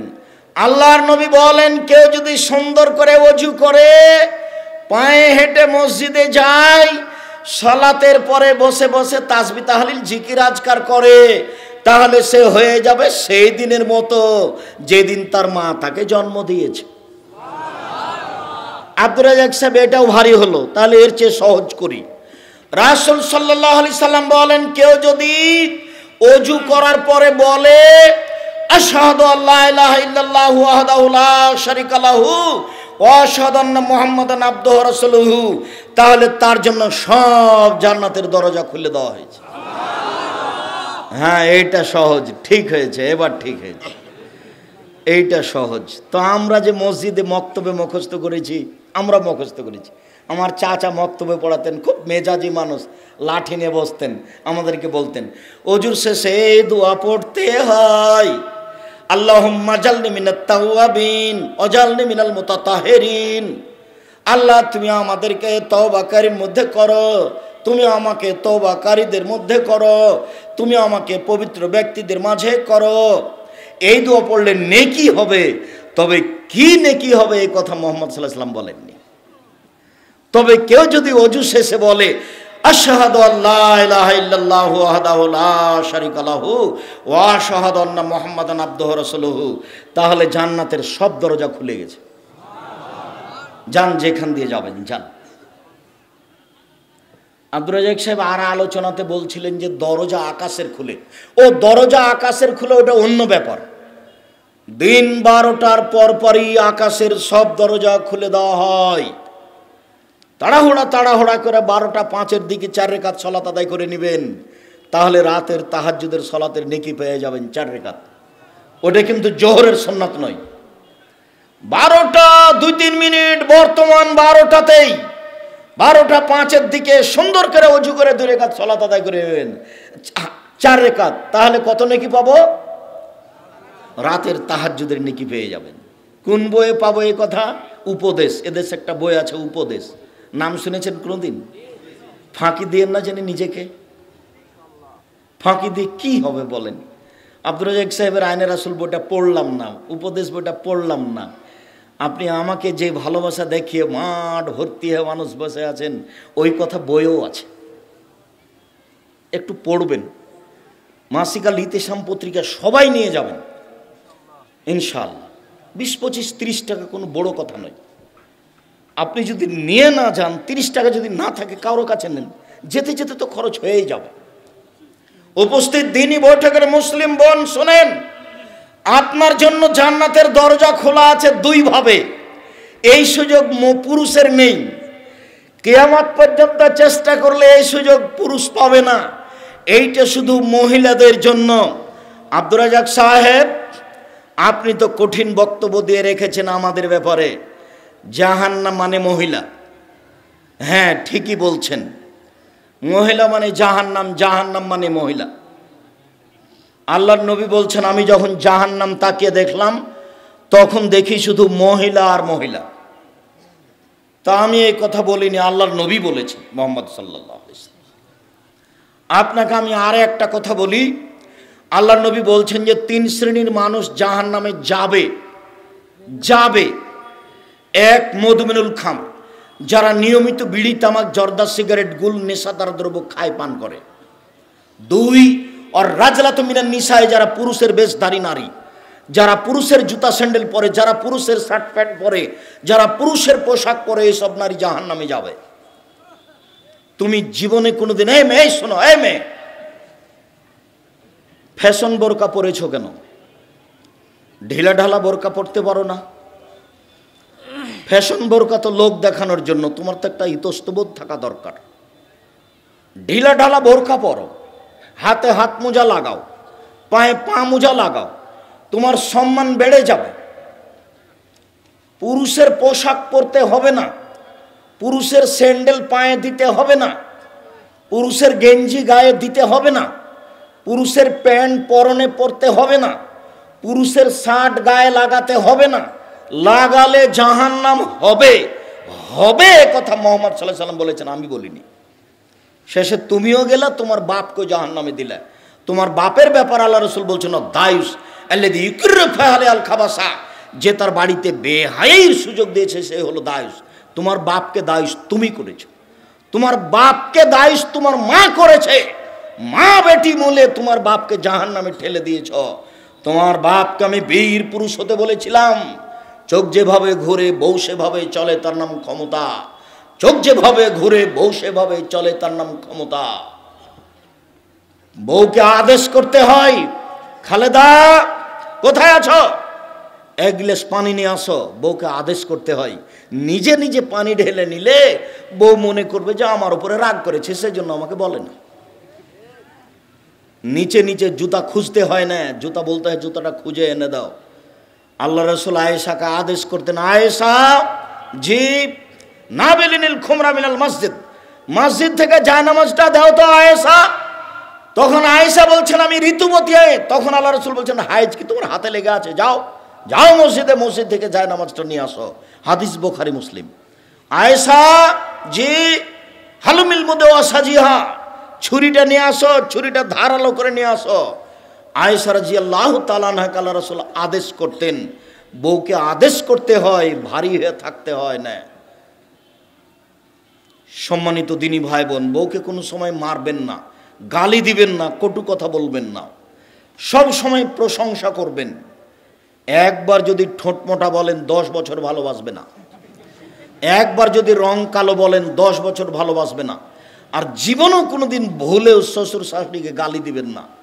কোনোদিন যদি শ্বশুর শাশুড়িকে গালি দেন, আর যদি আপনি আগেই মারা যান, আরও যদি জীবিত থাকে, আপনার গায়ের উপরে 2টা লাথি মেরে চলে যাবে। ওর বাপকে একদিন আপনি গালি দিয়েছিলেন, সেটা তোর অন্তর কেটে আছে। আমি তোমাকে ভিক্ষা করে খেতে বলেছি, সেটা ভালো। শ্বশুরকে যৌতুক ফেরত দিতে বলেছি কাপুরুষ। আমি তোমাকে যৌতুক ফেরত দিতে বলেছি, এটা জামালপুর, মানে যৌতুকে পূর্ণ হয়ে আছে। যৌতুক ছাড়া চলে না। আব্দুর রাজ্জাক সাহেব চাঁপাইনবাবগঞ্জ চলে কি? হ্যাঁ চলে, 2-1টা। তুমি ওই পারে যাও, যমুনার ওই পারে গায়ে বান্ধা, শুধুই যৌতুক। এই পারে আসো জামালপুর, শুধুই যৌতুক। ভিক্ষা করে টাকা দিয়ে চাউল কিনে ভাত খেয়ে ইবাদত কবুল হবে। যৌতুকের টাকা দিয়ে চাউল কিনে ভাত খেয়ে ইবাদত কবুল হবে না, যৌতুক হারাম। ভিক্ষা করে খেতে রাজি আছে, যৌতুক নিব না। মানুষের বাড়িতে দিন মজুরি হিসাবে কাজ করে বছর শেষে একটা লুঙ্গি কিনা শ্বশুরকে দিব, শ্বশুরের টাকা দিয়ে খাটলা কিনবো না। শ্বশুরকে ফেরত দিব, ফেরত না নিলে পুড়িয়ে দেবো, সেটা আমি বাড়িতে ব্যবহার করব না। আমাকে জাতিকে দেখাতে হবে যে আমি শ্বশুরের জিনিস কিনে। দেখো তোমার বাপও মুখ নিচু করে আছে, তুমিও বাপ বেটা এইভাবে আছো কেন? লজ্জা লাগে না? বাপ বেটা ভিক্ষা করে খাও। আব্দুর রাজ্জাক সাহেব এভাবে বলছেন কেন? আমার কিছু করার নেই, ভিক্ষা করে খাবো কেন? ব্যবসা করে খাবো, বাপের জমিদারি আছে, চাষ করে খাবো, দিন মজুরি করে খাবো। আমিও তো এটাই বলছি, সাহস করে দিন কাটাবো, পুরুষের মতো হয়ে দিন কাটাবো। কলা বিক্রি করে খাবো, চকলেট বিক্রি করে খাবো, যৌতুক নিব না। কলা বিক্রি করে যৌতুক নিব না, কলা বিক্রি করে খাবো, চকলেট বিক্রি করে খাবো। বছরের শেষে শ্বশুরকে একটা কাপড় কিনে দেবো, আব্বা খুব কষ্ট করে মেয়ে লালন পালন করে আমার হাতে দিয়েছেন, আপনার আমি কি দিয়ে শুকরিয়া আদায় করি? গরিব মানুষ, এনেন একটা লুঙ্গি। মোটর সাইকেল সন্ধ্যা হতে হতে ফেরত দিতে হবে। আমার শ্বশুর আমাকে খুশি হয়ে দিয়েছে, তোমার শ্বশুর ফকিরকে মোটর সাইকেলটা দিতে পারে না? তোমার শ্বশুর তো ফকিরকে দিতে পারে। মুখ খাটো করে আছো কেন বাপ বেটা? যৌতুক কালকে ফেরত দাও, আবার মুখ বড় হয়ে যাবে, বলতে পারবে যে ফেরত দিয়েছিলাম, ভুল হয়ে গেছে, আব্দুর রাজ্জাক সাহেব ফেরত দিয়েছে। আর এটা জামালপুর আর একটা খারাপ নীতি আছে, বোনকে জমি দেয় না। তখন আমি বলেছি, তোমার বাপকে যদি আমি কুকুর সিরিয়ালের চেয়ে খারাপ প্রমাণ করতে না পারি, বক্তব্য দিব না। তোমাকে এই কথা বলেছি, তোমার দাদা মারা গেছে, তোমার বাপ জমি নিবে সকালে আর তোমার ফুফু নিবে বিকালে, এরকম নাই একসাথেই। সকাল বিকাল প্রমাণ করতে পারো না, সেখানে 10 বছর হলো তোমার দাদা মরা, এখনো জমি তোমার বাপ ভোগ করে। তোমার বাপ শিক্ষিত মানুষ কে বলেছে? তোমার বাপ ভালো মানুষ কে বলেছে? এটা আমি তো কোনোদিন বলিনি, আমার জীবনে আমি কোনোদিন এভাবে বক্তব্য দিইনি। আমার তো যদি আমাকে বলো, আব্দুর রাজ্জাক সাহেব আপনার নাকি বাপ বেঁচে নাই, জি আমি মাটি দিয়ে এসে আগে জমি ভাগ করেছি, তারপরে ভাত খেয়েছি। যদিচ আমি তো এক একটু জমি চিনি, আমার বোনের স্বামীরা করে, আমার ছোট ভাই জমিই চিনে না। ও বরিশাল মডেল কলেজের শিক্ষক, ও জমি সব দেখেনি। তা আমরা তো বেঁচে আছি, আমাদের তো দিন কাটে। মন মানুষের তো একটু বড় করেন। ও তো আপনার বোন, ও তো আপনার বাপের মেয়ে। আপনার এই জমির উপরে আপনার এভাবে লোভ হলো কেন? এটা তো হারাম। আপনার ইমানই কাজ করবে, বোনেরাকে ডেকে বলতে হবে, বোন আপনারা বলো তোমরা কোনটা নিবে। এতটুক বোনেদের বলা উচিত যে ভাই এটা বাপের ভিটে, আমরা তো শ্বশুর বাড়ি চলে গেছি, ভিটা বাদ দিয়ে তুমি জমি ভাগ করো, যেভাবে করো করো। তুমি যদি মনে করো যে ভিটাটার সব বাবদ আমাদেরকে আবাদি জমি 1 কাঠা বেশি দিয়ে দিবা, তো সেটা দিতে পারো। ভিটে নিয়ে আমরা পিড়াপিড়ি করতে চাই না, কেন না আমরা এই ভিটাতে এসে বসবাস করবো না। আল্লাহ আমাদের দিয়েছে, স্বামী দিয়েছে, আমরা করি খাই থাকি। এটা বোন বলতে পারে, শতবার বলতে পারে, বলাই ভালো। কিন্তু জমি ভাগ হতে দেরি হলো কেন? তা হবে কেন? আগামীকাল সন্ধ্যা হতে হতে, ফজর হতে হতে, সন্ধ্যা হতে হতে জমি ভাগ হয়ে যায়। সম্মানিত দিনী ভাই বোন, শেষের দিকে এসে বলছি, রাসূল সাল্লাল্লাহু আলাইহি সাল্লাম বলছেন যে লাইসা শাইউন ইনদাল্লাহি আকরামু ইনদাল্লাহি আকরামু মিনাস সাওয়াল, চাওয়ার চেয়ে আল্লাহর কাছে কোনো কাজ ভালো নেই। আল্লাহর কাছে সবচেয়ে প্রিয় কাজ হচ্ছে চাওয়া। ওর কাছে চাইবেন যত, তিনি তত খুশি হবেন। চায় না যে তার উপরে তিনি অসন্তুষ্ট হন। রাসূল সাল্লাল্লাহু আলাইহি সাল্লাম বলেন, পৃথিবীর মানুষ মনে রেখো, ইন্নাদ দীনা ইসরুন, দিন হচ্ছে সহজ। লা ইশাদ্দাদ দীনা ইল্লা গালাবাহু, কেউ যেন দিনকে শক্ত করতে না চায়, এক রাতে এই কোরআন মাজিদ পড়তে না চায়, নইলে দিন তার উপরে জয় হয়ে যাবে। অতএব সাদ্দেদু, মধ্যম পন্থা অবলম্বন করো। 2 কারেবু, পরিমিত ভাবে ইবাদত করো। 3 অবসেরু, পরস্পরে সাহায্য করো, রাতে উঠতে বলো। 4 ওয়াস্তাইনু বিল গুদওয়াতি ওয়াল আসাল ওয়া শাই মিনাদ দুলজা, সকালে চাও, বিকালে চাও, রাতের অন্ধকারে চাও, সূর্য ডুবার আগে চাও, সূর্য ওঠার আগে চাও, রাতের গভীরতায় চাও। এইটা রাত 1টার পর থেকে নিয়ে ফজরের আজান পর্যন্ত, 2টার পর থেকে নিয়ে ফজরের আজান পর্যন্ত, 3টার পর থেকে নিয়ে ফজরের আজান পর্যন্ত অন্তত 2 রাকাত সালাত আদায় করে আল্লাহর কাছে মনের ভাব প্রকাশ করুন। হাত তুলে দোয়া করলে আল্লাহ ফেরত দেন না, লজ্জাবোধ মনে করেন। আরেকটা দোয়া পড়ে যদি দোয়া করেন, তার নাম ইসমে আজম। এ দোয়া, আল্লাহুম্মা ইন্নী আসআলুকা বিআন্নাকা আনতাল্লাহ লা ইলাহা ইল্লা আনতাল আহাদুস সামাদুল্লাযী লাম ইয়ালিদ ওয়া লাম ইউলাদ ওয়া লাম ইয়াকুল লাহু কুফুয়ান আহাদ। দুয়ার বইয়ে দেওয়া আছে, এর নাম ইসমে আজম। ইসমে আজম আগে পড়বেন, তারপরে দুরুদ পড়বেন, তারপরে নিজেরটা বলবেন যে আমার একটা গাড়ির ব্যবস্থা করে দাও, বা বলবেন আমার ছেলেটাকে মানুষ করে দাও, বা আমার একটা বাড়ির ব্যবস্থা করে দাও। যেইটা প্রয়োজন সেটা আপনি বলবেন। এটা হলো বলার পদ্ধতি। আবার একটু এক মুখে, এই ছেলে আমি দোয়া পড়ি তারপরে উঠো। আর তো আমার জরুরি আর একটা কথা আছে। আপনার এই মাসিক আল ইতেসাম পত্রিকা, অন্যান্য বই তো আছেই। যেই প্রোগ্রাম 13-14 জানুয়ারি আপনাদের বড় প্রতিষ্ঠানে করতে চেয়েছিলাম, সেটা স্থগিত করা হয়েছিল, সেটা তো জানেন। জামিয়া সালাফিয়া ডাঙ্গিপাড়া পবা রাজশাহী। এটা হলো 3-4 মার্চ ঢাকা। জামিয়া সালাফিয়া রূপগঞ্জ নারায়ণগঞ্জ ঢাকা। এটা হলো মার্চের 3-4। আপনাদের যে বিশাল মসজিদ রূপগঞ্জ নারায়ণগঞ্জ ঢাকা, 200 শতক জমির উপরে, যার একতলাতে 10,000 মানুষ সালাত আদায় করতে পারবে, সেই মসজিদের উদ্বোধন ঘোষণা হবে ইনশাআল্লাহ মার্চের 4 তারিখ রোজ শুক্রবার। সেদিন সবাই উপস্থিত হওয়ার চেষ্টা করবেন আমার দিনী ভাই বোন। সেদিন আপনাদের ভালোবাসা আমি আন্তরিকভাবে দেখব ইনশাআল্লাহ। সাথে সাথে 11ই মার্চ জামিয়া সালাফিয়া তেঘরা বিরল দিনাজপুর, রোজ শুক্রবার জুমার খুতবা দিয়ে জামিয়া সালাফিয়া তেঘরা বিরল দিনাজপুর আরম্ভ হবে ইনশাআল্লাহ। সেদিন এই প্রতিষ্ঠান চালু হবে। আর এই 4 মার্চ বায়তুল হাম জামে মসজিদ উদ্বোধন হবে বৃহস্পতিবার, শুক্রবার, মার্চ 3-4।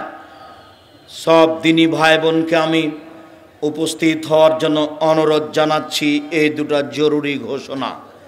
এরপরে সংক্ষিপ্ত কথা, রাতে উঠবেন, দোয়া পড়বেন, সুন্দর করে ওযু করবেন, 2 রাকাত সালাত আদায় করবেন, তারপরে ইসমে আজম পড়বেন, তারপরে দোয়া পড়বেন, তারপরে হাত তুলে দোয়া করবেন। হাত তুলে দোয়া ফেরত দেওয়া হয় না, যা দোয়ার বইয়ে আছে দেওয়া। আমার দিনী ভাই বোনকে আমাদের এই সংক্ষিপ্ত বলা কথাগুলি মেনে চলার অনুরোধ জানিয়ে আব্দুর রহমান বিন আব্দুর রাজ্জাকের এই গুরুত্বপূর্ণ আজকের বক্তব্য স্মরণ রাখার অনুরোধ জানিয়ে, স্টেজে সব বইগুলি আছে, বিশেষভাবে আবদুল্লাহর বই